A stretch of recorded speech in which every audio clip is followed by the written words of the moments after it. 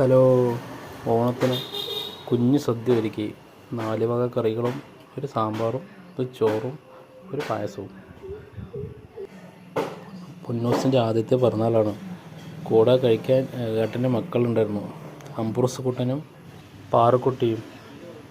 അംബ്രൂസ് കുട്ടൻ എന്നെ തന്നെ നോക്കിയിരിക്കുക വീഡിയോ എടുക്കാൻ കൊണ്ടേ. പിന്നെ പാറുക്കുട്ടി പിന്നെ നല്ല പോളിങ്ങിലാണ്. പൊന്നൂസ് ഇവിടെ ഡാൻസ് കളിക്കണം.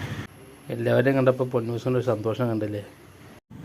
അംബ്രോസ് കുട്ടൻ്റെ കാര്യം പപ്പടം കൊടുത്തപ്പോൾ ആൾ പപ്പടം കഴിച്ചുകൊണ്ടിരിക്കുകയാണ്.